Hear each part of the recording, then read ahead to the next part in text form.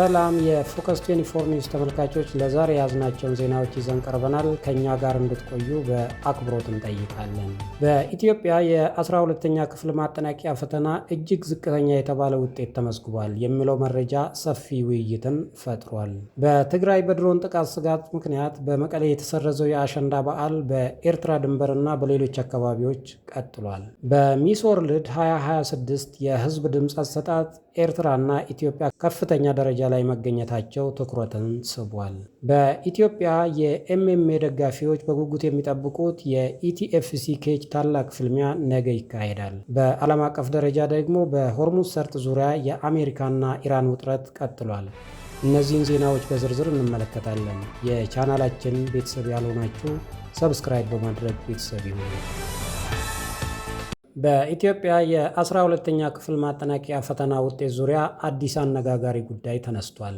በማህበራዊ ሚዲያ ከተሰራጨው የውጤት ሰነድ መሰረት በሶሻል ሳይንስ ዘርፍ የተፈተነ የ22 ዓመት ወንድ ተፈታኝ ከ600 ነጥብ 20.67 ብቻ እንዳስመዘገበ ተገልጿል። ይህም በአማካይ 3.4 በመቶ ያህል ነው። በተገለጸው ውጤት መሰረትም እንግሊዝኛን 8፣ ስኮላር አፕቲቲዩድ 5፣ ታሪክ 4፣ ጂኦግራፊ 2፣ ሂስትሪ 1.6፣ ኢኮኖሚክስ 0 ነጥብ ነው ተብሏል። ይህ ውጤት በማህበራዊ ሚዲያ ትልቅ ውይይት ቢፈጥርም የተማሪ ውጤት ብቻ በመመርኮዝ የመላውን ትምህርት ስርዓት ማጠቃለል እንደማይቻል ማስታወስ ያስፈልጋል። በድሮን ጥቃት ስጋት ምክንያት በመቀሌ የታቀደው ዋና አሸንዳ በዓል መሰረዙ ተገልጿል። ቢሆንም በትግራይ በሚገኙ ሌሎች አካባቢ በዓሉ መከበሩን የክልሉ ሚዲያዎች ዘግቧል። በተለይ በዛላምበሳ ከተማ ከትግራይ ነዋሪዎች ጋር ከኤርትራ የመጡ ማህበረሰቦች በጋራ በዓሉን ማክበራቸው ተገልጿል። በበዓሉ ላይ የተገኙ ባለስልጣናት የሁለቱ ድንበር አካባቢ የሚኖሩ ማህበረሰቦች መካከል ሰላምና ትብብር እንዲጠናከር ጥሪ አቅርበዋል። በሚስ ወርልድ 2026 የህዝብ ድምፅ አሰጣጥ ኤርትራዊቷ ስኒት ሀብተአብ ከ1.18 ሚሊዮን በላይ ድምፅ በማግኘት ቀዳሚ መሆኗ ተገልጿል። ኢትዮጵያዊቷ ሩት ይርጋለም ደግሞ ወደ 890 ሺህ የሚጠጋ ድምፅ በማግኘት ሁለተኛ ደረጃ ላይ መሆኗ ተዘግቧል። ናይጄሪያ ደግሞ ከ517 ሺህ በላይ ድምፅ በማግኘት ሶስተኛ ደረጃ ላይ ተቀምጣለች። በተለይ ኢትዮጵያውያን በቲክቶክ ላይቭ እና በሌሎች ማህበራዊ ሚዲያዎች የሩት ይርጋለምን ድምፅ ለማሳደግ ከፍተኛ ዘመቻ ማድረጋቸው ተገልጿል።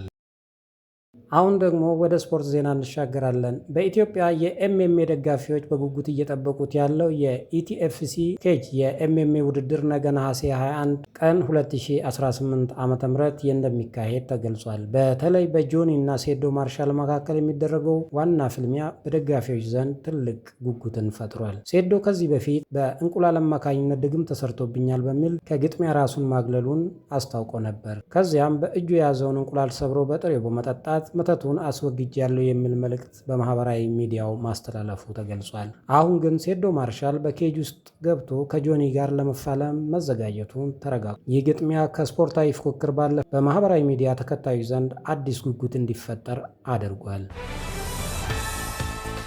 ወደ ዓለም አቀፍ ዜናዎች ስንሻገር በሆርሙዝ ሰርጥ ዙሪያ ያለው ውጥረት ቀጥሏል።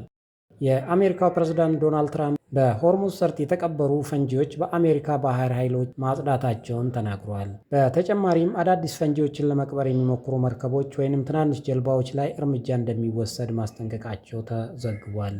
ኢራን በበኩሏ በሆርሙዝ ሰርጥ ዙሪያ ያላትን አቋም እንደ ሉዓላዊ መብት እንደምትመለከት ተገልጿል።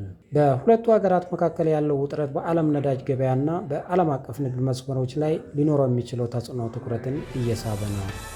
እነዚህ የዛሬ ዋና ዋና ዜናዎች ነበሩ። ይህን ዜና ከወደዳችሁ ላይክ ያድርጉ። ለሌሎችም ዜና ተከታዮች እንዲደርስ ሼር አድርጉ። ፎከስ 24 ኒውስን ሰብስክራይብ በማድረግ አዲስ ዜናዎች እንዲደርሷችሁ የደውል ምልክቷን ይጫኑ።